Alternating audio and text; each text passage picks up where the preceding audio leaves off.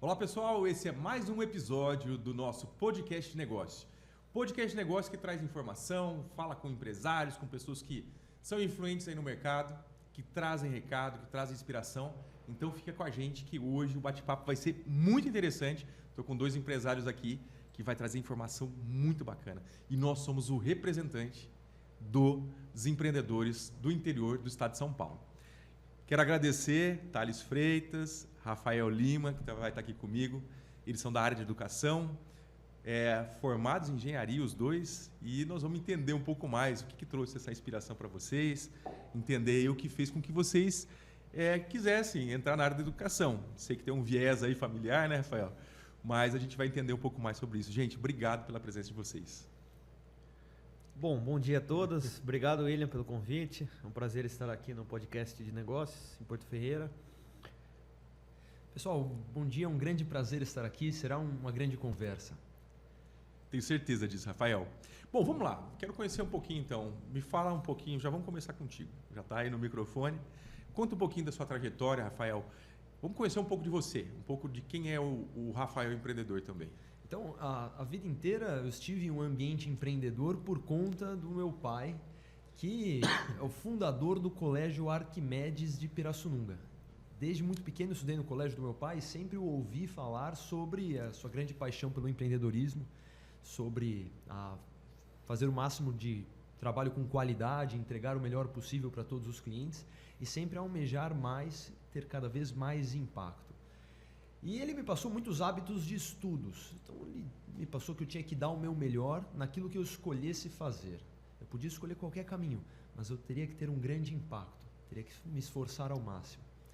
E sempre me motivando bastante, eu fui estudar engenharia mecatrônica na Universidade de São Paulo. Um ensino médio de bastante estudo, fui aprovado na USP. E foi lá que eu conheci meu grande amigo Thales, que hoje está aqui com a gente. Estudei engenharia, fui trabalhar na área de engenharia, fiz estágio, mas em um determinado momento, muito motivado por uma paixão empreendedora, eu chamei o Thales para uma conversa, perguntei a ele se ele também tinha essa vontade de empreender e ele compartilhou que sim. Nós tivemos essa conversa no sábado, almoçamos com o professor Lima no domingo e na segunda-feira nós pedimos as contas nas nossas empresas para então a gente ir trabalhar com o professor Lima. Em um momento inicial, a ideia era fazermos estágio no Colégio Arquimedes para perceber duas coisas. Se nós teríamos um bom desempenho e se nós teríamos amor por educação. Porque esse foi um dos pontos sempre muito importantes. É importante você trabalhar uma área que te traga muita satisfação, que você goste muito. E a educação te envolve muito emocionalmente. É importante que você goste daquilo. E as duas coisas deram certo. O desempenho foi legal. A gente se apaixonou pela educação, trabalhamos um pouco mais com o professor Lima e aí iniciamos novas unidades. E hoje o grupo está um pouco maior.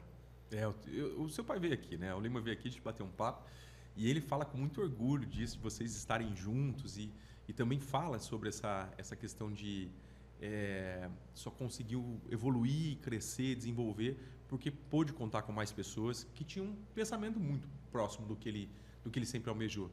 Então, que legal, né? Ter esse casamento, porque a gente conversa com empreendedores e muitas vezes os filhos não vão seguir o mesmo caminho. Querem outra coisa.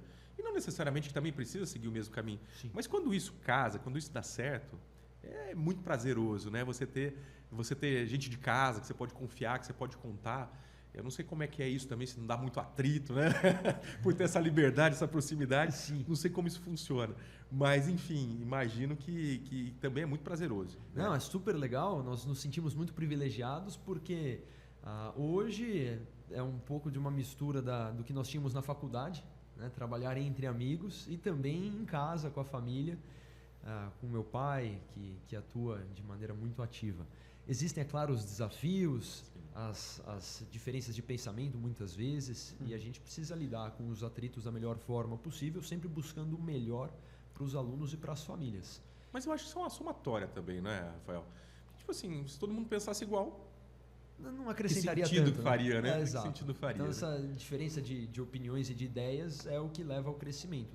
Precisa Exatamente. conversar, precisa alinhar para então chegar na melhor resposta possível. Nós acreditamos bastante nisso, né?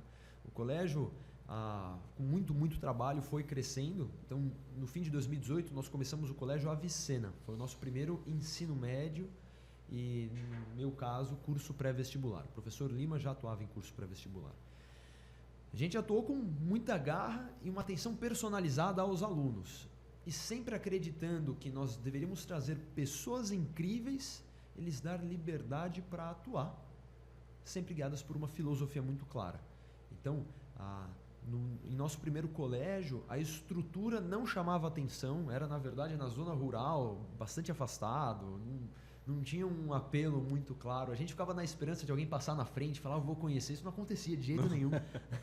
Mas trouxemos uma equipe muito diferenciada. E a atenção que nós dávamos a cada um dos alunos e das famílias era muito diferenciada. Então fomos construindo o nosso nome.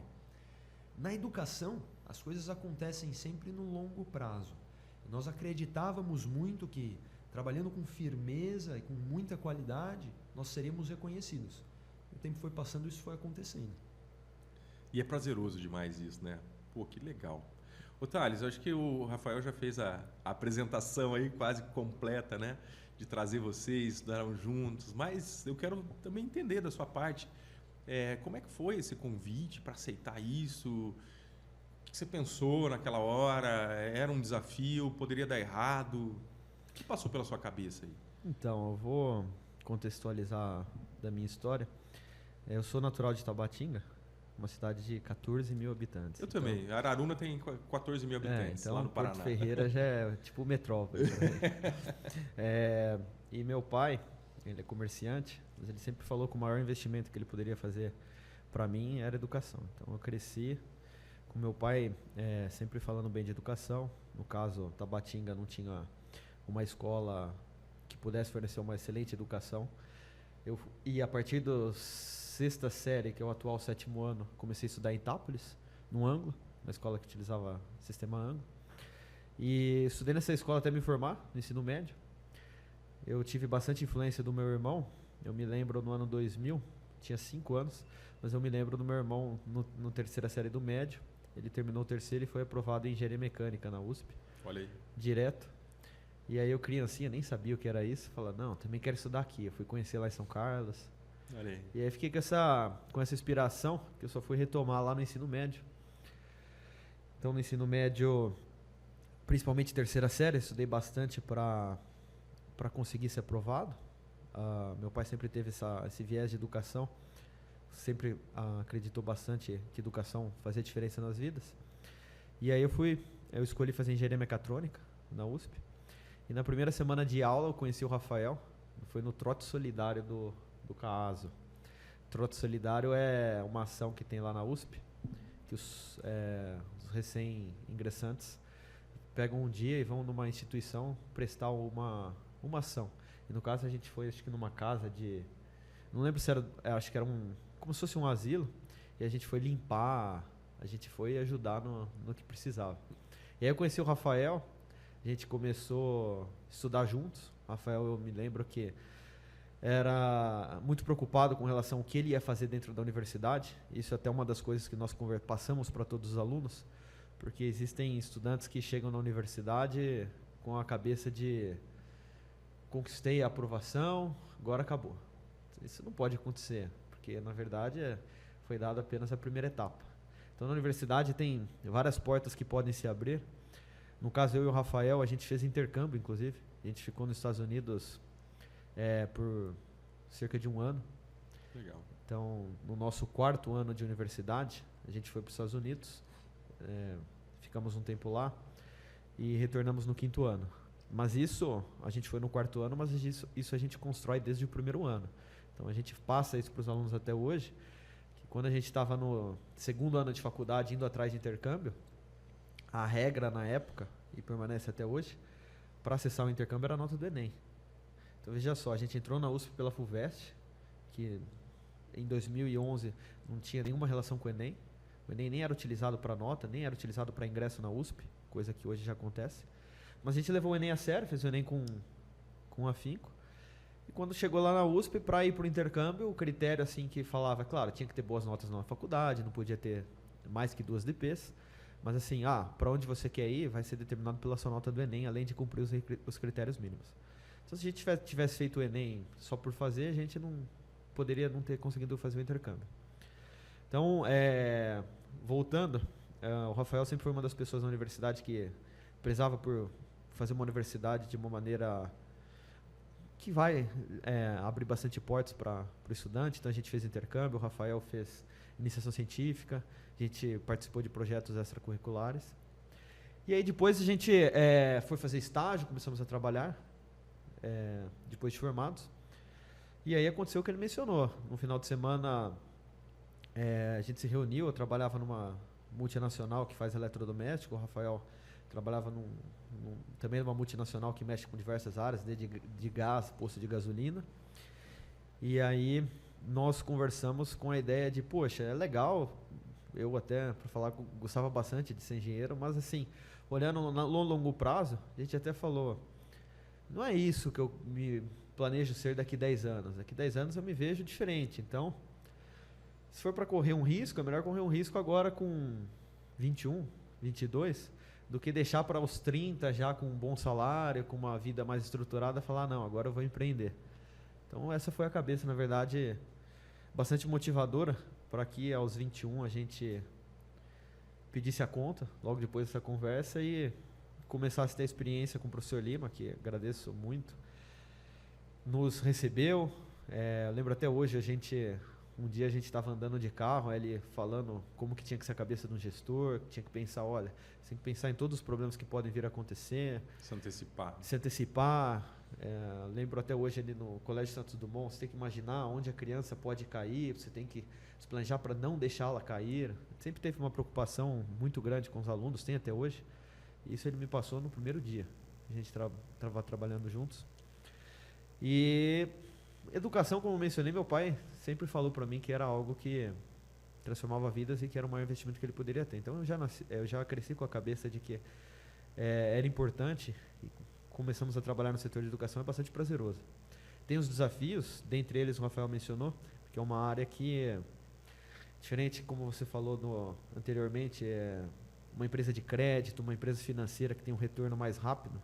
Você trabalha em banco, numa empresa mais ligado ao mercado financeiro, as coisas acontecem no curto prazo. 1 ano, 2 anos, você toma uma ação e já tem retorno. E a educação é o oposto disso. A educação é um mercado bastante tradicional, em que você implementa uma mudança e você vai colher depois de pelo menos aí 4 ou 5 anos. Nossa, é bastante tempo. É bastante tempo. Então a gente começou o colégio em 2018, em Leme.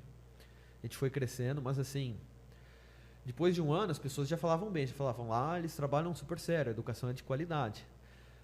Mas fica mais, por exemplo, na cidade de Neme, ficou mais unânime assim, depois de 4, 5 anos, o pessoal já, lá é fantástico, o pessoal aprova, o pessoal leva a educação a sério. Então é um setor que tem um retorno mais devagar e, além disso, é mais difícil de implementar mudanças. Acho que essa frase já é bastante usual, mas se a gente olhar a sala de aula de 50 anos atrás para a sala de aula de hoje, mudaram algumas coisas, mas se comparar com o banco, por exemplo, tem muito mais mudanças. Então é um setor que tem esses desafios, mas nós gostamos bastante. Temos certeza que é um setor que tem bastante impacto, é um setor que de fato muda o país. Porque com certeza. São os cidadãos que a gente vai formar lá na frente e que vão fazer diferença, que é inclusive uma das ideias do seu podcast. É isso aí. E você vê como que é interessante respeitar etapas, né, cara?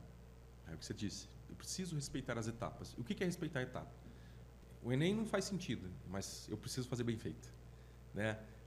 Eu vou para a faculdade, pode ser o momento da minha liberdade, onde eu vou morar sozinho, eu vou fazer minhas festas, vou fazer novos amigos, não tem ninguém me monitorando, muitas vezes sai de casa para isso. E é um momento que as pessoas levam muito para aproveitar aquilo como se fosse uma fase única. E quando você tem esse olhar voltado para não, eu preciso me dedicar, eu tenho que aproveitar também esse momento para criar situações, muda completamente. Eu trabalhei 8 anos no mercado de educação, eu trabalhei era colégio e faculdade, né, lá no Paraná. E eu me lembro que eu falava sempre para todas as pessoas, cara, você tem que pensar que enquanto você estiver na faculdade, você está numa vitrine. Porque se eu tivesse uma empresa, eu procuraria um professor, um coordenador, alguém, e falar, preciso de de um profissional que tem a capacidade de se desenvolver. Dentro da sala de aula, quem que você enxerga? Porque o professor está ali. Ele visualiza, ele consegue entender, ele consegue identificar. E isso eu acho que muitas pessoas não conseguem entender. Que você não começa, por exemplo, virar um sócio ou vai ser um grande profissional depois que você se forma. Isso vem antes. Vem do preparo antecipado. Vem né? dos seus hábitos, sim. Não é? Totalmente. Então, se você tem hábito de leitura, hábito de estudo, de desenvolvimento, de querer criar coisas, de querer trazer novidades, de, sei lá, inovar, isso faz todo sentido. Mas isso não é uma chave que vira do dia para a noite. Isso tem que estar na veia de todos os dias, né? Pelo menos é o meu ponto de vista enquanto é isso. Mas bacana. E uma pergunta para vocês dois aí. Qual foi o maior desafio que vocês tinham na área profissional de engenharia e depois qual foi o maior desafio na área da educação? Fala lá, Thales. Bom, vamos lá. Com relação à área profissional de engenharia, você diz no mercado de trabalho? No dia a dia, né? Tipo assim, virei engenheiro, tem que assumir uma área de uma multinacional. Normalmente as cobranças de uma multinacional são muito grandes, você tem muita regra, não pode, reduzir o risco de errar, você tem que sempre estar em fase de crescimento. Eu acho que a multinacional te dá um parâmetro muito interessante nesse sentido. Entendi. Qual foi o maior desafio aí quando você Olha, eu acredito que para quem pensa em trabalhar em multinacional ou na área de engenharia, o maior desafio é justamente você ingressar. Então, por exemplo, existem muitas áreas, muitas empresas que fazem processo seletivo, mas existem muitas pessoas formadas em engenharia ou outros cursos de exatas, até cursos de humanas que também fazem parte do mesmo processo seletivo. Eu me lembro quando eu estava num processo seletivo de uma consultoria e tinha uma menina que fazia relações internacionais e ela se comunicava super bem, tinha um pensamento lógico muito bom, ela foi aprovada inclusive no processo seletivo. Então, o maior desafio vem justamente no processo seletivo para você mostrar para a empresa o porquê você deve ser selecionado. E o que você faz na universidade, que você fez no ensino médio, que você construiu até os 21, 22 anos, representa bastante para que você ingresse no mercado. E vamos pensar, 21, 22 anos é muito jovem, né, cara? É muito jovem, Muito já começa jovem. nessa fase. Uma vez que você entra, eu tive uma experiência muito feliz, trabalhando numa empresa muito organizada, muito estruturada.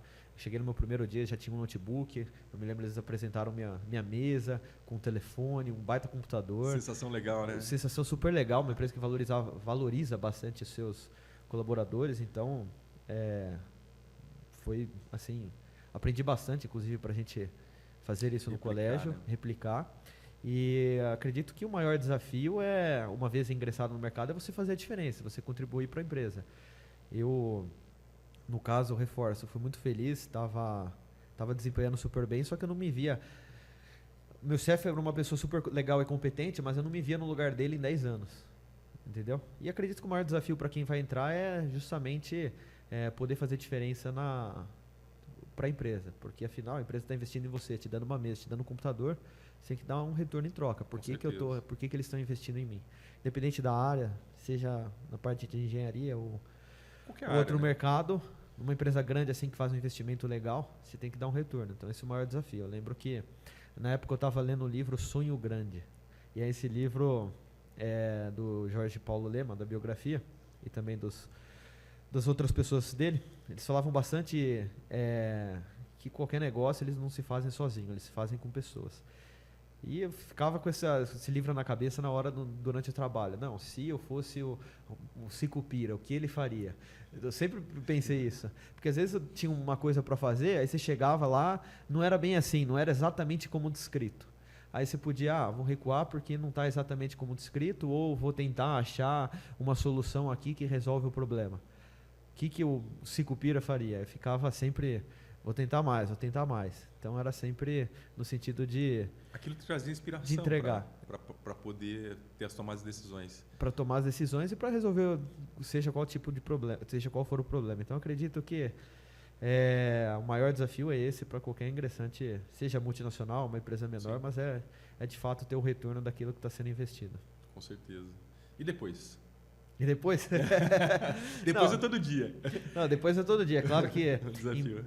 Empreender tem os seus pontos de você ter mais poder de decisão, você impactar de uma maneira mais rápida, só que o risco é muito maior, né? Total. Porque É seu, né? Exatamente. Lá onde eu trabalhava, o risco era, claro, eu ser demitido, eu ser mandado embora, mas, de novo, quem entrega valor dificilmente vai ser demitido ou mandado embora. Agora, quando você abre um negócio, o risco, você impacta na vida de muitas pessoas, na sua própria vida, de não conseguir honrar seus compromissos. Então, o risco, ele pula de nível. Sim, Total. Você conhece o Geraldo Rufino? Já, com certeza. Geraldo Rufino, já assisti um podcast dele com o Flávio Augusto, acredito. Ele é sensacional. Eu gosto demais. Eu acho que tem uma visão assim de vida, de empreender. E ele fala que o melhor lugar para empreender é na empresa dos outros. Por quê? Porque você vai aprender. E de fato é isso, né? Eu também tive experiências anteriores antes de empreender e cara, me qualificaram muito para chegar onde eu cheguei. Para tomada de decisão e uma série de coisas para visualizar isso tudo. Então é interessante você também ter a oportunidade de aprender. Logicamente que quando ele fala isso não é para você quebrar a empresa de ninguém, mas é para você aprender, entende? Porque vem um pacote. Você já tem é diferente de você começar do zero. E é feito de uma forma que você não vai quebrar a empresa. Então, por exemplo, você está numa área, está estruturado ali para, se você fizer barbeiragem, algo pode acontecer, mas você não vai quebrar a empresa. Não vai. Você vai ter talvez um desvio de resultado. E alguém já vem e já corrige. Então, isso é... Tem toda uma estrutura para isso. Perfeito. E, Rafael, e aí? O que você sente assim, de desafio, cara? Ou sentia lá de quando você se formou e foi para essa multinacional aí? Eu trabalhei na companhia Ultragaz. Então, ela é, na verdade, multinacional porque ela vende para o Brasil inteiro, mas fica em casa. Né? Uma companhia enorme, foi bastante impactante na primeira semana em que eu fui trabalhar. Eu fui para São Paulo, que não era onde eu trabalharia, eu trabalhei em Paulínia. E a gente passou uma semana tendo um onboarding. Eles passaram os valores da empresa, conhecemos todos os diretores. E eu era muito novo e isso foi muito impressionante. Né? Eles colocarem diretores do Brasil inteiro para conversar com você. E depois de 6 meses desenvolvendo um projeto, você teria uma segunda semana em que você precisaria apresentar a sua evolução. E eu lembro que, para mim, foi um mundo muito novo ver uma empresa lá fora, né? Porque o contato que eu tinha era sempre com a empresa do meu pai, então ele com a visão de dono. E eu levei para lá uma visão de dono, acreditando que todas as pessoas teriam a mesma visão. Então, assim, se a empresa me contratou, é gratidão máxima. Eu tenho que mostrar para a empresa que, olha, você acertou na sua escolha. Então, eu vou trabalhar um monte para trazer o melhor resultado possível para mostrar que foi uma escolha certa. E eu percebia que não era essa a mentalidade de todo mundo, né? E eu percebi também que, passado pouco tempo, a maneira que eu pensava era valorizada. Então, meu chefe gostava de mim, porque eu estava sempre muito preocupado com a empresa. Eu comecei a notar que um dos maiores desafios era em lidar com pessoas diferentes. As pessoas sempre foram um desafio. Eu tinha próximo, lá na companhia Ultragaz, pessoas muito boas, muito qualificadas e preocupadas, e pessoas com níveis de preocupação diferentes. Sim. Só que a gente tinha que fazer as coisas funcionarem. Eu estava sempre olhando para o meu chefe. O que o meu chefe, que é responsável por tantas pessoas, faz? Eu tentei aprender ao máximo no tempo que eu passei lá. Esse era um desafio, né? Me adequar à realidade de estar em uma outra empresa e percebi que um dos desafios da empresa era lidar com diferentes pessoas. Quando a gente começou a trabalhar no Colégio Arquimedes, quando nós iniciamos o nosso colégio, esse desafio se ampliou, porque quando você se torna um empreendedor, toda a responsabilidade é sua. Então, nas grandes conquistas, no fim do dia você é o responsável, parabéns. Agora, em qualquer grande desafio, você também é o responsável por resolver, por fazer acontecer. E o desafio de lidar com pessoas é grande. É grande. As pessoas têm pensamentos diferentes, filosofias diferentes, desejos diferentes, motivações diferentes. As pessoas... o dinheiro tem uma certa motivação até certo ponto, mas muitas vezes não é isso que mais motiva as pessoas. Agora, o tratamento tem que ser muito legal e você tem que criar um ambiente para que elas sejam sempre motivadas a entregar o máximo possível e felizes. Então, você tem que fazer com que as pessoas entreguem o máximo possível e felizes. Elas têm que ficar felizes, senão não adianta. Não faz sentido também uma trajetória profissional você entregar um monte se você estiver triste. E é papel do líder fazer com que o ambiente seja gostoso e as pessoas fiquem felizes. Esse é um dos maiores desafios hoje. No mundo da educação, além da parte da equipe, né, que você tem que sempre motivar, como qualquer empreendedor, existe a parte das famílias. O perfil das famílias muda ao longo do tempo. Então, é muito fácil de perceber, né?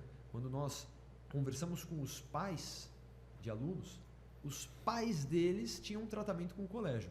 Eles têm um tratamento muito diferente. Então, a gente tem que se adequar às realidades. Mas faz parte das nossas empresas ter valores muito estabelecidos. Então, assim, sim, existem diferentes famílias com diferentes necessidades, mas você precisa ser firme com os seus valores, com aquilo que você acredita. As regras do jogo do seu colégio são essas, então é isso que nós vamos seguir. Esse é um dos desafios que nós temos também, tanto a equipe quanto as famílias. São os dois maiores desafios. São grandes. E é curioso porque o desafio de lidar com as famílias muitas vezes é maior do que o desafio de lidar com os alunos. Mas com certeza, né? Porque os pais... Até porque são idades muito diferentes, né? São. E os pais são super protetores muitas Sim, vezes. Exatamente. E nós entendemos, né, essa super proteção, porque é um amor muito grande pelos filhos. Mas a gente precisa mostrar que, poxa, às vezes um certo nível de frustração faz bem para o crescimento. Né? Então é um trabalho desafiador. Mas é um trabalho também que é muito gratificante. Quando a gente ouve de um pai, poxa, o meu filho tem um problema, porque o meu filho não quer voltar para casa. Quer ficar o dia inteiro aqui. Isso é incrível, isso é incrível, isso é muito gratificante. Isso é verdade. Quando eu e o Rafael nós começamos lá em Leme, a gente trabalhava só com médio de curso. E eu lembro que o professor Lima falava, não, vocês vão ver como que é depois no fundamental, porque é muito diferente. Quando nós começamos no médio de curso, acredito que até hoje os pais se envolvem menos, tanto no ensino médio quanto no cursinho. Então, no ensino médio e no cursinho, a gente tem muito contato com os alunos. Então, a gente começou muito próximo, incentivando hábitos de estudo desde a primeira série do ensino médio. Tivemos vários relatos de pais que nos falaram, nossa, meu filho mudou, meu filho não estudava, agora ele passou em Relações Internacionais na Unesp direto do terceira. Olha que legal. Esse que é o Pedro Carrara. O Pedro, ele começou com a gente... ele não tinha muito hábito de estudos e quando ele se formou no final da terceira série era um leitor ávido, gostava muito de história, foi fazer Relações Internacionais na Unesp. Ele é apenas um exemplo, mas assim, o ensino médio, nós começamos com o ensino médio, ele tem um perfil bastante de a gente estar próximo aos alunos e incentivá-los através de bons hábitos. É claro que tem certas ocasiões que nós temos mais contato com os pais, mas agora quando a gente vem para uma educação infantil, ensino fundamental, é muito mais essa relação com os pais. Muito próximo. Muito próximo com a família, comunicação clara, tem que ter essa comunicação para depois, quando chegar lá na frente, a gente passar o bom exemplo para os alunos. Você estava falando ali sobre essa questão da dedicação enquanto profissional e me veio aqui uma coisa que tem muito de conceito, né? Eu falo para todo mundo, cara, você tem que pensar que você é uma empresa enquanto profissional. O Rafael falou também sobre isso.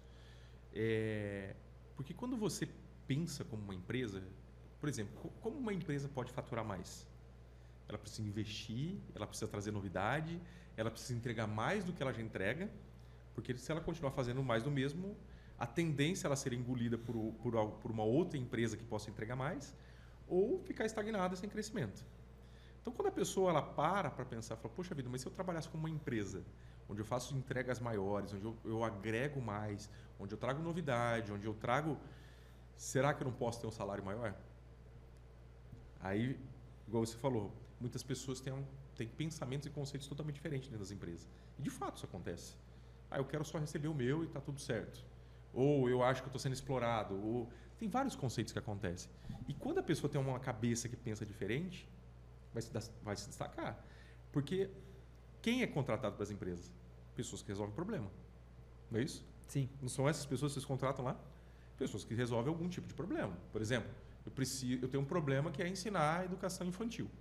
Eu preciso de alguém que resolva esse problema. Então, eu contrato um professor. Eu preciso, sei lá, minha área financeira precisa melhorar.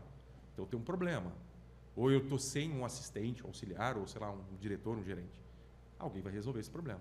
Então, muitas vezes, a pessoa que está do outro lado, que é o CLT, que está sendo contratado, ele não consegue enxergar esse ponto. Então, mas eu só resolvo um problema? Eu consigo, por exemplo, entregar mais? Como que eu consigo valorizar ainda mais aquele local que eu estou? Se eu fosse uma empresa financeira, por que me contratariam? Que tipo de solução que eu consigo ter? E muitas vezes as pessoas não pensam isso. E aí eu falo que o Brasil é um campo de oportunidades tão grande. Tem recurso natural, tem território, tem clima, tem tudo, tem produção, tem gente, né? mas a gente acaba ficando incapacitado de fazer boas entregas, porque eu ainda acredito que tem muito essa limitação da própria pessoa, de não querer desenvolver, de não querer entregar mais, de querer cumprir ali as suas 8, 9 horas, as suas 44 horas semanais. Enfim, e a gente fica travado por conta disso. Eu não sei, mas a minha sensação quando eu fui empreender era essa. Poxa, como é que eu encontro pessoas que consigam fazer isso? Porque é assim como a empresa cresce também. Como você falou, a empresa só foi de pessoas. Mas eu preciso de pessoas para que isso aconteça.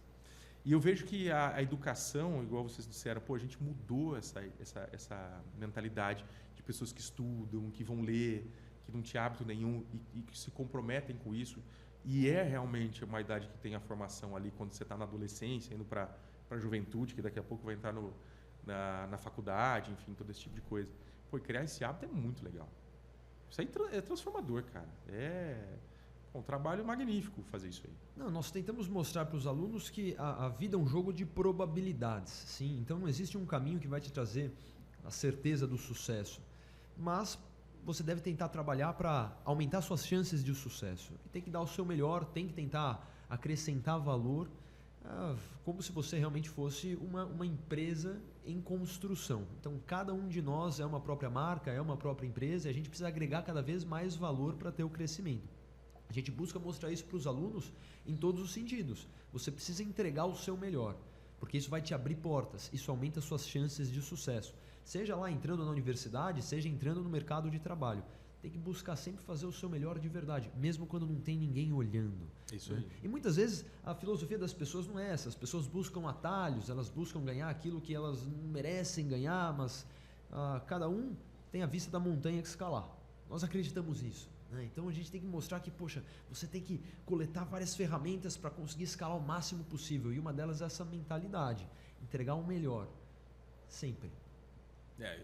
Não tenho dúvida que isso faz total sentido. Porque, cara, não tem como você entregar menos e querer mais. Não tem como. O Thales estava me contando que ele faz crossfit, né, Thales? Dá para ter um ganho sem ter esforço? Não, e inclusive esse ganho não vem de um dia para a noite, né? É tempo, né, cara? É dedicação. Seja no crossfit, no esporte, no empreendedorismo, com certeza você tem que se dedicar para depois ter resultado. Com relação à questão que você mencionou dos alunos e agora trazendo um pouco mais para os próprios funcionários, o Flávio Augusto fala bastante isso, que o Brasil, se ele fosse para escolher para empreender Brasil e Estados Unidos, ele com certeza escolheria o Brasil, porque é uma terra que, sei que bastante gente já ouviu isso, mas tem oportunidade. Por que tem oportunidade? Porque tem bastante serviço que pode ser melhorado. Muito, cara. Então e nosso papel é justamente passar essa visão para os nossos alunos para que eles atuem diferente, façam diferente depois de formados lá na frente. Não tenho dúvida disso. E pensando nessa formação, nessa transformação, que vocês têm uma visão muito legal de vida, muito legal de empreendimento, de ser empreendedores, né? Como é que se aplica isso na prática dentro do Avicenna e Arquimedes, né? Sim. Que são essas duas marcas, é isso, de ensino. Como é que aplica isso? Como é que eu consigo transformar desde do bebezinho lá que está entrando, começando a andar, até quem está indo para o mercado de trabalho, ou, quer dizer, está indo para poder fazer os vestibulares e entrar depois no mercado de trabalho? Nós acreditamos que o crescimento acontece fora da zona de conforto. Então, independente da idade, o aluno tem que ser desafiado.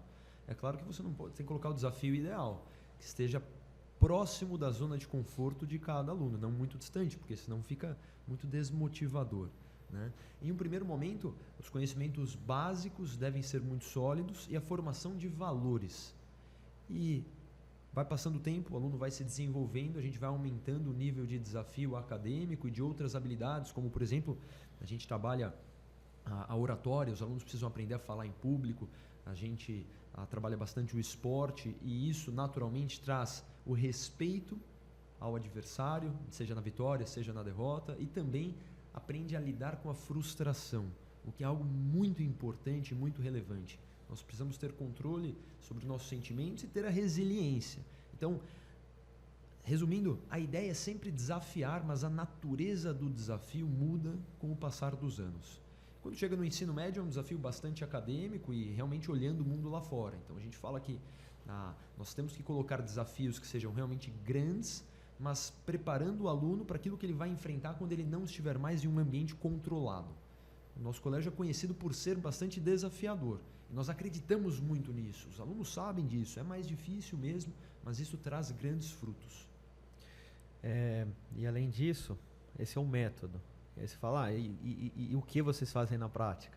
Então, por exemplo, nós iniciamos no ano passado o projeto bilíngue. O projeto bilíngue vai desde do infantil 3 até hoje o 7º ano, ano que vem o 8º ano, porque nós acreditamos que falar inglês é muito importante. Falar inglês abre portas tanto para conteúdo quanto para trabalho, independente do que o aluno for fazer, seja na área de humanas, na área de biológicas, na área de ciências exatas, então nem se fala, porque a área que eu atuei, tenho certeza que o inglês é imprescindível, mas então nós acreditamos que inglês é muito importante para os nossos alunos, acreditamos.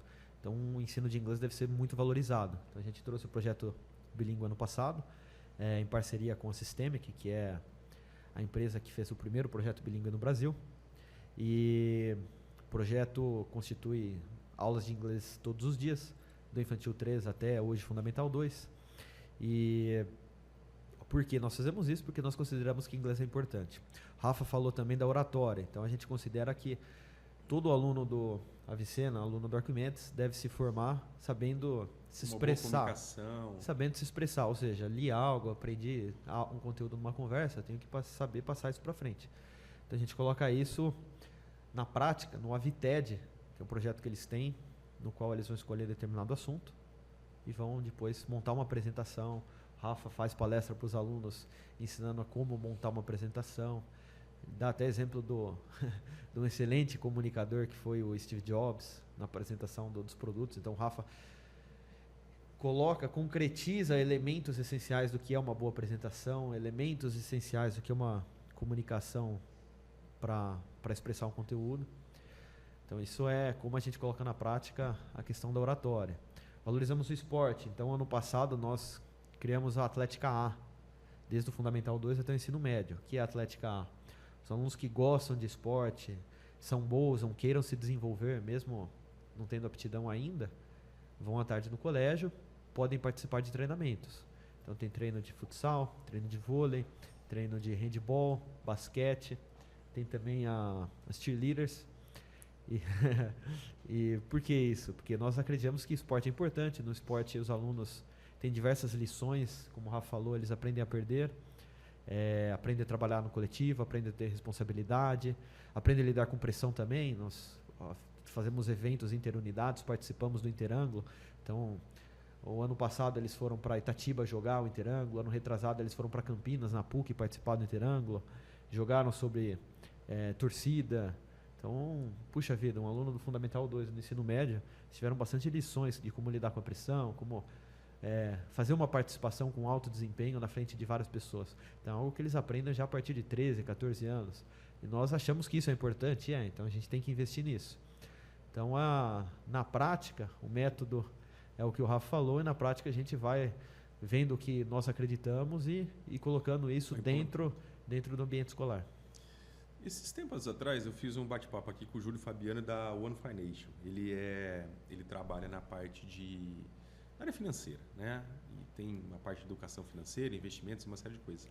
E uma pergunta que eu fiz para ele, qual que era uma das coisas que mais incomodava ele no Brasil, digamos assim, na questão de finanças. Ele disse que era a sensação de faltar isso nas escolas. Já passou pela cabeça de vocês? Tem alguma coisa voltada para isso? Educação financeira? Porque, de fato, nós brasileiros, nós não temos uma educação financeira que não seja dentro de casa. Né? No externo é muito difícil. Nenhuma escola oferece isso. Ou, se oferece, são poucas e eu não conheço. Isso nunca passou pela cabeça de vocês? De ter algo nesse sentido, já formando desde o início ali, como é o esporte, como é o inglês, que é tão importante, né? Sim. Existem algumas matérias, existem alguns assuntos que não são tão trabalhados tradicionalmente na educação. Então, o empreendedor da educação, ele se vê limitado em certo aspecto porque ele precisa seguir algumas regras daquilo que precisa ser ensinado. Existe um número mínimo de aulas de matemática por semana, de português, de ciências. E quando você olha a sua flexibilidade, você vê que ela não é tão grande assim. Mas nossos colégios estão caminhando para ensinar e desenvolver algumas habilidades que nós consideramos serem muito importantes. Hoje elas já são trabalhadas, mas elas serão trabalhadas de maneira ainda mais sólida a partir do ano que vem. Educação financeira, como exemplo, ela já é trabalhada hoje. Então os alunos têm aulas de educação financeira no ensino fundamental 2. Mas existem algumas outras matérias que começarão a ser trabalhadas de maneira mais consistente, como por exemplo, o desenvolvimento do conhecimento sobre a tributação do nosso país, que também é muito importante, sobre economia, que nós consideramos ser diferente de educação financeira. Uma coisa é você saber investir, Sim. outra coisa é você saber como funciona a economia, né? Os Exatamente. incentivos e as consequências dos incentivos. E alguns outros assuntos que nós vamos desenvolver. Iniciamos esse ano aula de ética e responsabilidade e teremos, a partir de ano que vem também, abordaremos mais questões políticas, não aquela parte que a gente debate, mas sim a parte qual é o papel de um prefeito, de um vereador. É importante que todos os alunos saiam do colégio sabendo qual é o papel de cada um.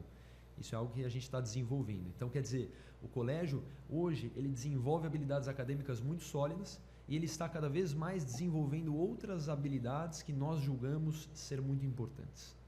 Bacana. Perfeito, Diferencial. então. Perfeito o que o Rafa falou. Nós temos essa parte acadêmica muito sólida e a gente está caminhando cada vez mais para colocar essa área da vida, direito fundamental de cada cidadão. Então, por exemplo, a gente quer que todos os alunos nossos formados saibam o que é o INSS. Porque eu só fui aprender depois trabalhando. Saibam o que é o FGTS, como que funciona a parte do recebimento, quando chegar o primeiro salário, saber entender o olerite. Porque são coisas que eu não aprendi na escola. Não aprende. Não aprende. Então, no Avicena, no Arquimedes, a gente está trabalhando para que os alunos se formem, saibam. O básico a gente considera isso, com relação ao mercado de trabalho, aos direitos, direito civil. Então, pelo menos o básico o aluno do Arquimedes do Avicena vai saber nessa área, com certeza. Isso aí soma bastante, porque de fato, né? A gente só vai entender quando está no mercado de trabalho, e muitas vezes com bastante dúvida. Sim. E traz dúvidas, porque não é algo explícito, né? Ou você pesquisa para poder entender, ou você não vai ter informação. Mas que bacana, e isso está trazendo muito crescimento para vocês, reconhecimento. E quando eu conversei com o Lima, começou com uma unidade, hoje são quantas unidades? São 7 unidades. 7 unidades, isso. 7 Eu só estava com esse número na cabeça, mas queria muito confirmar. E aqui em Porto Ferreira, especificamente, vocês estão num projeto de expansão, né? Sim, nós estamos com o projeto do prédio novo, já prosseguindo para iniciarem as obras e nos mudarmos no ano que vem. E quando vocês vieram para Porto Ferreira, assim, o porquê de falar Porto Ferreira? Porque está do lado de Pirassununga? Ou não? Existe uma sinergia grande em cidades próximas. A gente sempre gostou muito de Porto Ferreira, nós frequentávamos o clube, que é um super clube, super legal. E surgiu uma oportunidade no meio da pandemia. Um colégio de Porto subitamente fechou e deixou os alunos sem muitas explicações. E os pais desses alunos começaram a nos mandar mensagem falando: poxa, vocês precisam vir para cá e iniciar um colégio aqui. Era uma coisa muito diferente, porque eram pais ligando e falando: venham, venham. É o sonho, né? De qualquer dono de colégio isso acontecer. E a gente sabia que seria um desafio, porque o tempo não era propício. Não era. A gente estava muito próximo do fim do ano, não tinha muito tempo para agir. 2020, pandemia. 2020, pandemia, isso em outubro, novembro, e a gente começou a buscar um prédio e conversar com essas famílias e tentar viabilizar, e muito rapidamente nós conseguimos formar o colégio. Então, alugando um prédio, trazendo uma grande equipe, sim, e foi devido a essa oportunidade que o Colégio de Porto Ferreira se tornou possível. Hoje, ele está mais sólido e com projeto de expansão. Talvez uma mudança de prédio para uma estrutura super legal, que vai deixar todo mundo muito feliz. Nós estamos caminhando nessa direção, né? O colégio tem que aumentar o seu impacto. Então, um dos pontos do empreendedor é justamente esse. O impacto dele pode se tornar cada vez maior. E é isso que nós desejamos fazer em todas as cidades que nós atuamos. São quais cidades? Pirassununga, São Leme... 7 unidades em 5 cidades. 5 cidades. Né? Porque há 3 unidades em Pirassununga. Entendi. Então é Porto Ferreira, Pirassununga, Leme, Araras e Sumaré. É praticamente o caminho da Anhanguera ali. Segue em Anhanguera. Segue em Anhanguera. Sumaré é um pouco mais distante, mas é isso. São esses os colégios em que nós atuamos hoje. E hoje tem um diretor para cada unidade. Como funciona isso? Os colégios funcionam de maneira separada, mas a gente tenta trazer a filosofia para todos os colégios e compartilhar aquilo que nós aprendemos em diferentes unidades. Então, quando surge um problema em uma unidade e a gente trabalha para resolver, nós já levamos essa solução para as outras unidades, para que a gente não precise errar de novo e aprender de novo. Sim? Vai então, replicando. Mas cada cidade também funciona de uma forma diferente, não é? Cada cidade funciona diferente, tem suas particularidades, as equipes são diferentes. A gente busca conversar para um aprender com o outro, mas as equipes são diferentes. Os sistemas de ensino são diferentes, mas a gente aprende bastante e busca um erro de uma, melhorar na outra. Tem um livro que eu acredito que todo gestor deveria ler, que chama Gestão de Alta Performance. Ele fala justamente sobre as duas visões antagônicas, que de um lado a gente tem um grupo de unidades trabalhando de forma descentralizada, onde o ganho é que você atende, vamos dizer, as necessidades de cada família, as necessidades de cada cliente. E do outro lado você tem uma gestão mais centralizada, que o ganho é você ficar especialista, sou especialista na matrícula, sou especialista em determinado setor. E qual que é o certo de se trabalhar? Ele fala que o certo é de se trabalhar de maneira híbrida. Então você não pode nem ficar 100% descentralizado e nem 100% centralizado, onde o revés é você ter uma gestão mais lenta. Então a gente tem que, independente do negócio, no nosso caso a educação, é fazer uma gestão de maneira híbrida, onde a gente vai ter as pessoas com determinada autonomia em cada unidade e, ao mesmo tempo, setores em que as pessoas se especializem e prestem serviços para essas unidades. Então, por exemplo, o Rafa, ele é responsável pelo marketing. Então, o marketing, as pessoas que trabalham no marketing, eles se especializam na questão dos vídeos, redes sociais, tráfego pago, e aí eles prestam serviços para esses diretores de unidade, para essas pessoas que têm a parte descentralizada. Entendi. Então, a gente vem trabalhando para migrar dessa forma. Isso acontece também naturalmente, mas é um livro que fala sobre esses dois tipos de gestão, sobre a gestão híbrida, e que eu aconselho aí para todo gestor. Legal. Isso aí é uma dica excelente. Cara, leitura é fundamental, né? O que a gente tem de material aí, à vontade, cara, não só em livro, tem muita coisa que dá para assistir na internet. Isso que a gente está fazendo hoje aqui, dá para ter muitos insights, enfim, né? Eu acho que os empreendedores deveriam estar bem focados nesse sentido. E a gente trabalha isso já desde a educação infantil com o projeto de leitura, né, Rafa? São muitos livros. Devemos formar leitores, porque a leitura é um atalho ao conhecimento. Você pega o trabalho de uma vida inteira, que está resumido em um livro, e aprende. Exatamente. A gente acredita demais na leitura. Exatamente. A expansão começou em 2018, é isso? A expansão começou em 2018. O primeiro colégio foi Leme. O primeiro colégio da expansão, sim, foi Leme, o Colégio Avicena. Antes o professor Lima já contava com o Arquimedes Cidade Jardim, lá em Pirassununga, e também com a unidade do Santos Dumont e um centro cultural esportivo destinado a práticas esportivas dos alunos. Então a gente pode considerar praticamente um ano um colégio, é isso? São 7 anos? Não, menos, né? Foram 7 anos, 2018 a 2025. É que 18, na verdade, a gente iniciou a abertura de matrículas para o Colégio de Leme, de fato, iniciar as atividades em 19. Então, quando a gente fala 18 a gente anunciou matrícula, começou a fazer o trabalho de mostrar para as famílias o que a gente estava desenvolvendo em Leme, mas, de fato, o ano que o Colégio Oficina Leme funcionou é 19. 19. Primeiro ano letivo. Então, a gente está falando aí em 6 anos. E foram 5 unidades. 4. Leme, Porto Ferreira, Pirassununga Ensino Médio, Araras e Sumaré. 5. E é um desafio, hein? Que é um crescimento rápido. Quantas pessoas foram envolvidas nesse crescimento? Por exemplo, tinha X funcionários e a gente chegou hoje numa quantidade X. Porque o grande desafio também está em pessoas. Você encontrar as pessoas que você necessita, para aquele momento que você necessita, né? E para fazer as melhores entregas. Acho que esse é um grande desafio, que principalmente quem está em processo de expansão. Porque recurso, vamos lá, se for material, se for prédio, qualquer coisa, é muito mais fácil você resolver. Meu ponto de vista, né? Meu ponto de vista. Eu acho que o mais difícil é pessoas. E como é que funcionou isso? Olha, nessa questão, o que acontece? Ninguém faz nada sozinho. Isso aí. O professor Oscar Hernandes, na aula de mecânica dos fluidos, falou para a gente o seguinte, que nenhum avião era construído por um engenheiro.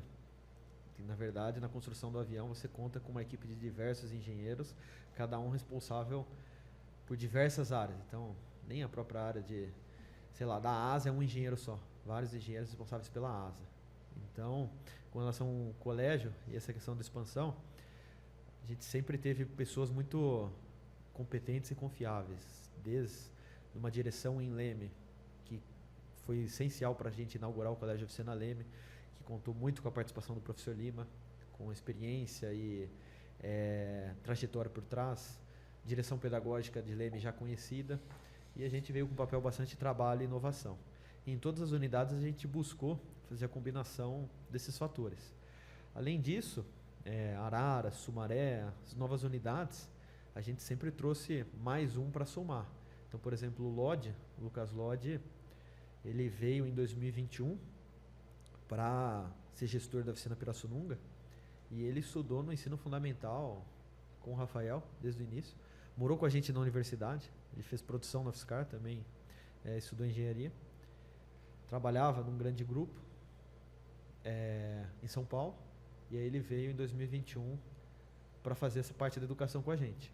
Depois mais pessoas somaram-se. O professor Cláudio de História, hoje é diretor de Araras, começou com a gente na primeira unidade em 2019, é professor de História até hoje, leciona em Pira, leciona em Leme, leciona em Araras, leciona em Sumaré e também é diretor da unidade de Araras. Foi uma pessoa que a gente viu que tinha os valores alinhados aos nossos valores, uma entrega muito profissional e dedicada. O Matheus, que começou como estagiário, então aquela questão que existe oportunidade no Brasil, se você entregar, claro que depende do solo, mas nós temos uma visão bastante meritocrática no que diz respeito à entrega e reconhecimento. Então o Matheus começou com a gente como estagiário, hoje ele é gestor de Sumaré. Mora lá em Sumaré, começou como estagiário em Pirassununga. Que legal. trabalhava no pedagógico do colégio, estudou matemática, veio de São Paulo e hoje está em Sumaré. Então, com relação às pessoas, nós concordamos com o que você falou, ninguém faz nada sozinho e a gente conta com uma equipe bastante dedicada, competente, cada um na sua área, mas também com vontade de aprender, porque afinal ninguém sabe tudo. Exatamente. E muito aprendizado, né? E a gente aprende todos os dias, né? O fato é isso. Por mais que você acredite que você tem experiência, eu tinha um chefe que ele dizia o seguinte: o dia que você achar que você não precisa aprender mais nada, está na hora de você morrer. Já bateu no teto ali, já deu o teu prazo aqui, vai fazer outra coisa, né? Porque é isso, né? Todos os dias a gente tem que estar aprendendo. Logicamente que a formação ela é muito importante. E você vê, na sua fala, você traz vários aspectos aqui. Pô, determinado período que eu vivenciei, eu tive que aprender isso. Numa aula me trouxe esse insight, conversando com outras pessoas, fazendo leitura, assistindo um podcast. Então, a gente é esse processo evolutivo todos os dias, né? E isso faz com que você vai crescendo e vai melhorando e cada vez mais você vai tendo capacidade de poder chegar onde é que vocês estão chegando. Eu tenho certeza que isso é só o começo, né? Porque são só 6 anos e tanta coisa acontecendo. E projeto futuro, tem alguma coisa aí que dá para contar para a gente, não? A nossa expectativa é chegar, uma meta inicial, em 25 unidades. Então essa é a meta que nós criamos, né? É claro que quando você olha hoje, parece que é uma história de sucesso perto daquilo que havia no passado, mas parece ainda muito, muito pouco perto de onde nós queremos chegar. Né? Então a gente enxerga a trajetória como um jogo infinito. Não chega em uma parte que você fala, agora eu ganhei esse jogo. Não funciona dessa forma. Você tem que ir trabalhando e melhorando cada vez mais. A expectativa inicial é essa, 25 unidades, mas é difícil prever. Né? Vamos trabalhar. Mas tem um prazo para isso? A gente falou, a gente quer pelo menos nos próximos 10 anos trabalhar dessa forma. É um médio prazo aí, não dá nem para se dizer que é um longo prazo. Né? Exato. E assim, eu vejo muito, cara, as pessoas criticando esse modelo de educação que ainda existe. Sim. Né? pô, já não é mais assim, deveria mudar, tem que ser de forma diferente, as pessoas não poderiam mais aprender dessa forma tradicional. Alguns da teoria da conspiração falam que nós estamos no Matrix e que isso também faz parte do modelo. O que vocês pensam sobre isso? As pessoas são fantásticas para criticar, mas elas não são tão boas assim para darem uma alternativa, né? A verdade é essa. Então, poxa, a educação poderia mudar e melhorar muito, sim. Então vamos às ideias, vamos à prática. Como a gente melhora a educação de fato? Funciona de maneira, pegando uma partezinha, né, dessa discussão, são as provas. As pessoas muitas vezes falam que as provas não funcionam bem, que elas são injustas, sim. Então como a gente avalia o aluno, se não for por meio das provas? Qual é a alternativa à prova? Porque, de fato, não é uma solução perfeita, mas é a solução que nós temos, que é do que o mundo tem hoje. Nós avaliamos os alunos por meio de provas. E é difícil imaginar em uma solução mais elegante do que essa, mais completa e que funcione de maneira consistente e melhor. E a educação funciona dessa forma. Então, é claro, as aulas podem ser diferentes, podem ser mais dinâmicas e desenvolver outras habilidades, mas é importante traçar um plano para descrever como isso vai acontecer na prática, cada ponto. Então a gente está tentando mudar, trazendo algumas outras matérias e dinâmicas diferentes em sala de aula. Agora, pensar em algo muito revolucionário nesse momento, nós acreditamos que a sociedade ainda não esteja 100% preparada para essa grande mudança. É claro que a educação tem que mudar, porque hoje os competidores por atenção mudaram. Então, quando nós éramos crianças, nós vivíamos muito algo chamado de tédio. Puxa, não tem nada para fazer agora. E hoje em dia não existe mais tédio porque uma criança pega um celular e fica vendo o vídeo. Então, os competidores por atenção se tornaram cada vez mais modernos. E a educação tem que se tornar cada vez mais moderna também. Mas a gente precisa traduzir isso para a prática. E esse é um grande desafio. É um grande desafio mesmo. E eu fico pensando porque realmente tem muita coisa aqui que traz a crítica, né, para o modelo de educação, para tudo mais. A gente agora está tendo aí o advento muito forte da inteligência artificial, que hoje está no auge, mas é uma coisa do passado aí. A gente fala em inteligência artificial já há muitos e muitos anos, mas hoje está mais difundida e hoje mais focada no ChatGPT, mas são várias inteligências artificiais que dá para se trabalhar e cada um dentro do seu segmento.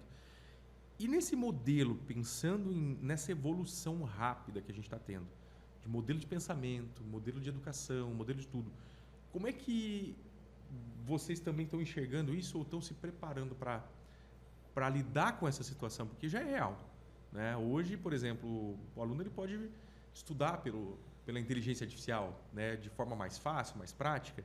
Eu digo que antigamente você tinha vários livros que você precisaria ler e hoje talvez com um resumo você já consiga melhorar.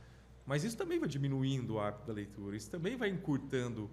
E aquilo que você acabou de falar, né, Rafael? O tédio. Porque ler também tem o seu tédio ali de você passar algumas horas e se você não consegue se concentrar ou aquele assunto não for tão interessante, porque a gente nem sempre gosta de tudo que vai ler, mas tem coisa que é necessária, né? Olha, nós já estamos há 3 anos falando de inteligência artificial para a nossa equipe, para os nossos professores e para o nosso time. Então, nós temos um evento no meio do ano, que é o DNA Arquimedes, DNA Avicena, onde nós temos treinamento para a equipe e já há algum tempo a gente fala de inteligência artificial. É verdade o que você mencionou, hoje com alguns cliques você tem a resposta de tudo, coisa que antigamente, há 30 anos atrás, uma pessoa era muito qualificada, entre aspas, ou, vamos dizer, selecionada pelo aquilo que ela sabia. Uma enciclopédia humana, que fazia conta de cabeça, ou sabia vários conhecimentos de determinado assunto de cabeça, era selecionado. E hoje isso já perdeu valor, porque um conhecimento específico você consegue através de um clique. No entanto, nós acreditamos, e isso é para longo prazo, que existe uma base e essa base ela deve ser consolidada, porque se essa base não for bem feita, bem formada, até para operar o próprio ChatGPT você não vai conseguir trazer as respostas que você gostaria de tê-la. Então, por exemplo, hoje tem curso de graduação voltado a engenheiro de prompt. Sim. Que é para a pessoa que dá o comando correto com relação a aquilo que se espera em determinado software. O que eu quero dizer com isso? O que eu quero dizer é que nós acreditamos que toda pessoa, todo aluno, ele deve ter uma base bem formada, seja de conhecimento de geografia, de matemática, porque eu não acredito que uma pessoa com 19, 20 anos sair sem um raciocínio para fazer operações de cabeça, para pensar de forma lógica, que tem um raciocínio bem formado. Acredito que isso é essencial e vai ser por muitos anos. Porque senão a pessoa não vai conseguir nem traçar uma conversa como nós estamos tendo aqui, não vai conseguir desenvolver comandos da inteligência artificial de forma organizada e síncrona. A própria parte de comunicação, saber se comunicar, saber se expressar, isso o ChatGPT não vai fazer por você. Então, nós acreditamos numa base muito sólida, muito bem formada, e aí cada pessoa, cada aluno vai se desenvolver naquilo que gosta mais. Isso a gente já trabalha, a gente tem Olimpíadas escolares, no qual o aluno que gosta de matemática, ele faz a UBMAP, ele tem aulas depois para a segunda fase, porque para ele se desenvolver em matemática, Olimpíada de Biologia, Olimpíada de Português. Então a gente traz alguns programas que incentivam o aluno a se desenvolver naquilo que ele gosta. E para nós, isso é muito importante. O aluno ter uma base bem formada. Não gosto de matemática, mas um raciocínio lógico bem apurado você tem que ter, pelo menos o mínimo. Não quer fazer equação diferencial, não quer saber inequação, algébrica de segundo grau, tudo bem, faz parte, cada um tem o seu interesse. Mas agora, uma grandeza diretamente proporcional, inverso, tempo e velocidade, porcentagem, esses conhecimentos, toda pessoa deve ter claro, para independente do contexto ela saber. Então, ChatGPT está aí, a internet já está aí faz muito tempo, nós acreditamos que o aluno deve utilizar inteligência artificial, só para deixar claro, é claro que a gente não pode já inserir como ferramenta de resposta quando criança, mas não dá para esconder também. Uma pessoa no mercado de trabalho vai ter acesso ao ChatGPT, um aluno da universidade vai ter acesso ao ChatGPT. E a educação tende para isso, existem vários professores universitários que concordam com o que eu estou dizendo, que afirmam que não tem como tirar o ChatGPT do aluno, pelo contrário, nós temos que ensiná-lo a usar de forma correta que traga benefícios individualmente e coletivamente. Faz todo sentido, porque, por exemplo, hoje para você obter a melhor resposta do ChatGPT, ele pode ser uma resposta ok, ou uma resposta muito rasa, muito vazia, onde não vai trazer diferencial nenhum, mas quando você constrói um prompt, quando você pensa para você fazer uma pergunta, para trazer aquilo de fato que você quer, você tem que pensar de forma lógica, racional e não deixar nenhum ponto para trás. Porque se eu não consigo fazer essa pergunta, eu simplesmente vou ter ali uma pesquisa um pouco mais apurada. Nada diferente disso, né? Gente, nós estamos caminhando para o final aqui. Muito legal esse bate-papo, foi bem, bem produtivo. A cabeça de vocês, assim, um pouco diferentes, mas muito ligadas a esse objetivo grande, que é de fazer uma formação. Eu achei um pouco. Vocês se sentem muito parecidos, é isso? A gente se sente bem. Estudamos juntos, passamos por experiências juntos. As pessoas falam que é próxima, mas é legal ter essa visão. Mas tem ali sim a sua diferença. Não vou nem falar divergência, né? Mas um pouco de diferença assim, no modo de pensar, mas que eu acho que se soma muito e traz muito do que o Rafael bate em cima, né? De que é trazer com qualidade, os desafios. Eu acho que vem muito do perfil do seu pai, né? O teu pai tem muito disso. Não, eu quero com qualidade, nós vamos sempre estar... Fazer o melhor possível sempre. Exatamente. Né? Entregar o melhor possível sempre. A vida inteira ouvindo isso. E é uma fala que dele realmente se repete. Assim, eu já falei várias vezes, eu gosto muito do seu pai. E a gente percebe que é isso dele. Não, eu quero perfeito, quero melhor e vou buscar para que isso aconteça. Eu acredito que esse é o grande diferencial que está fazendo com que vocês cresçam. E tenho certeza que 10 anos talvez vai ser até menos para chegar nas 25 unidades. Nós vamos bater papo ainda lá para frente, eu tenho certeza que vocês vão contar mais um pouco sobre isso. Mas para a gente encerrar aqui esse nosso bate-papo, né, essa nossa conversa foi muito legal, muito produtiva, queria que vocês deixassem um recado final, que eu sempre peço para os meus convidados. O que vocês diriam para as pessoas que são empreendedores ou que querem empreender? Qual que é o recado final de vocês assim? Cara, é isso. Eu acredito que a gente precisa sempre fazer o nosso melhor, buscar entregar o máximo possível e gerar valor para todas as pessoas envolvidas. Sim, eu acredito que Essa motivação faz com que a gente chegue mais longe. E uma das partes que mais motiva no empreendedorismo é justamente o impacto que nós geramos, porque o impacto pode se tornar cada vez maior. E muitas vezes o aumento do impacto não acontece no curto prazo. Então a gente vai semeando e semeando ações e passa um tempo elas começam a acontecer. Às vezes esse tempo demora mais do que nós gostaríamos, mas com um trabalho consistente ele chega. Então sempre fazer o melhor e acreditar que as coisas se tornarão cada vez mais impactantes. Eu acredito muito nisso. Eu vou fechar reproduzindo uma fala que eu vi num podcast recentemente, que é: se você está conversando com um cliente pensando no preço que ele vai te pagar, está errado, pode fechar seu negócio. Tem que fazer sentido se você está conversando pensando no retorno, no que ele vai ter de benefício no seu negócio, no produto ou serviço que ele está adquirindo, quão feliz ele vai ficar, o que vai gerar de valor para o seu cliente. Isso deve estar em primeiro lugar. E aí em seguida vem o retorno. Então, em primeiro lugar deve ter essa questão que o Rafa mencionou de gerar valor. Eu acho que o foco não pode ser nunca o lucro, mas sim aquilo que pode acontecer e o impacto realmente nas vidas das pessoas, o quanto a gente pode transformar e o quanto também a gente pode resolver de problema. E uma vez que você consegue resolver problemas, você passa a ser mais valorizado, né? Então, se as nossas empresas elas resolvem problemas, elas passam a ter muito mais valor de mercado. Que é isso que vocês fazem, né? Vamos resolver o problema da educação. Nós lá na Oral Sim vamos resolver o problema odontológico das pessoas. E é isso que faz total diferença.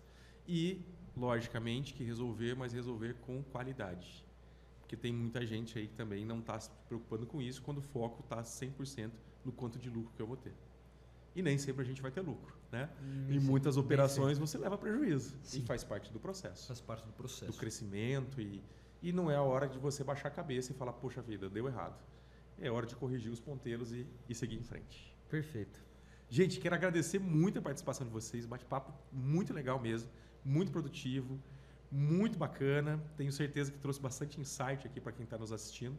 E se você que assistiu até aqui ainda não nos segue, siga lá, Podcast Negócio, PF, tá? Curta, compartilhe esse conteúdo, manda para um amigo que está precisando ouvir isso, para as pessoas que querem empreender, para as pessoas que estão aí nos seus desafios diários. Então, não deixe de participar aqui com a gente nas nossas redes sociais. Um forte abraço a vocês e se ligue que em breve tem mais conteúdo como esse.